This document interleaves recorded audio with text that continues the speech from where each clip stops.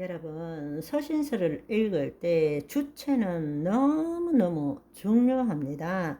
내가로 읽으면 그건 꽝이에요. 내가로 읽으면 나의 무능함과 죄악과 하나님의 그 놀라운 은혜는 깨달을 수는 있지만 하나도 누리지는 못합니다. 말씀을 주신 이유는 하나님의 사람으로 온전케 하고 하나님의 선한 일을 행할 능력을 갖도록 하기 위한 것이지, 책망과 교육과 바르게 함과 의로 세우기 위한 것이 궁극적인 목적이 아니다 라는 것을 알아야 됩니다. 여러분이 성경을 읽으면서 성경의 신약의 말씀의 교훈과 책망을 들을 때에 내가 지키지 못했구나, 그렇게 하는 것이 아니라 그 교훈과 책망을 통해 내가 거짓자가 이미 죽었는데도 내가 지금 판단받고 있구나 라는 것을 깨달아야 되는 것입니다. 그러면 어떻게 해야 돼요?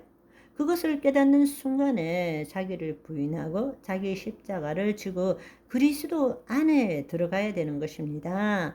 그러니까 내가 어떤 좋지 않은 생각과 감정이 생길 때 이거는 내가 아니지, 그냥 내 생각일 뿐이야, 그리스도 안에 들어가야 되겠다를 반복하고 훈련하다 보면 나중에는 저절로 내 생각과 감정이 없어지는 거예요. 만약에 여러분들이 말씀을 읽을 때에 에고, 내가 또 죄를 짓고 사는구나, 이렇게 살면 안 되는데, 내가 구원을 얻었는데 또 이렇게 살까, 이렇게 된다면 여러분은 지금 거짓자가 주체이고 마귀의 통치 아래 있다라는 것을 증명하는 것입니다. 거짓자는 죄가 무엇인지, 하나님의 은혜는 무엇인지는 알 수 있지만 결코 하나님의 의와 은혜를 누릴 수는 없다라는 것을 알아야 합니다.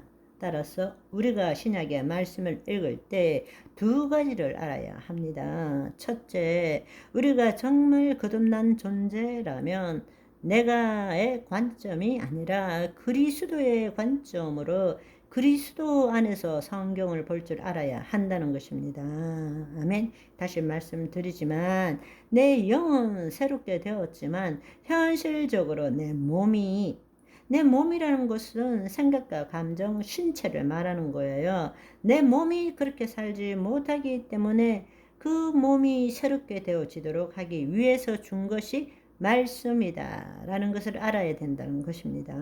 아멘. 그러니까 우리가 말씀을 1년 동안에 내가 말씀대로 지금 살지 못했구나, 내가 죄를 지었구나 라는 생각이 들어올 때마다 좀 더 내 생각을 변화시켜야 되겠구나, 이렇게 살면 안 되겠구나, 좀 더 노력을 해야 되겠구나 라고 결심한다면 우리는 예수 그리스도 밖에 존재하고 있다라는 것입니다. 성경의 말씀은 현실적으로 이루어지지 않은 말씀이지만 법적으로는 이미 우리 안에 이루어진 말씀입니다. 다른 말로 우리의 영, 혼, 몸 전부가 법적으로는 구원을 얻은 것입니다. 그러나 현실적으로는 우리의 영만 구원을 얻어서 내 존재 자체가 변한 것이지 내 몸은 여전히 구습에 놓여 있다라는 것입니다. 그래서 서신서는 그리스도 안에 있는 우리를 통해서 그 말씀이 보이는 세계에 실체로 나타나도록 해야 한다는 점을 강조해서 말하고 있는 것입니다. 다른 말로 신약의 말씀은 우리의 몸을 변화시키기 위해서 준 것이지 우리의 존재가 잘못되었거나 문제가 있다는 것을 알려주기 위한 것이 목적이 아니라는 것입니다. 우리가 이미 예수 그리스도 안에 있기 때문에 영으로서 몸의 행실을 죽이도록 하기 위해서 영이요 생명이신 말씀을 우리에게 준 거란 말입니다. 따라서 내가 말씀을 읽고 믿고 행하기 위해서 준 것이 아니고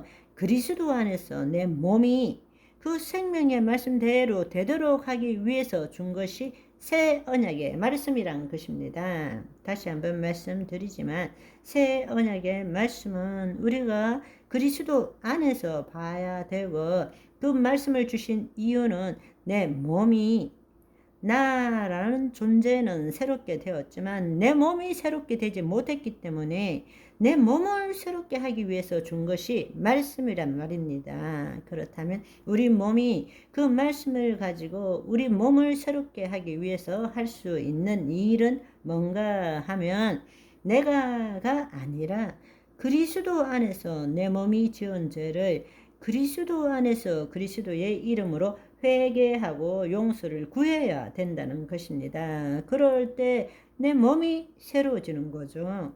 죄사함을 얻는 거죠. 그런데 우리가 잘못을 범하는 대부분의 회개와 용서는 자기가 주체가 되어서, 거짓자가 주체가 되어서 회개하고 용서를 구하고 있어요. 그거는 자기 이름으로 하는 거죠. 예수 그리스도 안에서 예수 그리스도의 이름에 능력이 있는 거지, 내가 예수 그리스도의 이름을 부른다면 그거는 남의 이름을 도용하는 것밖에 안 되는 것입니다.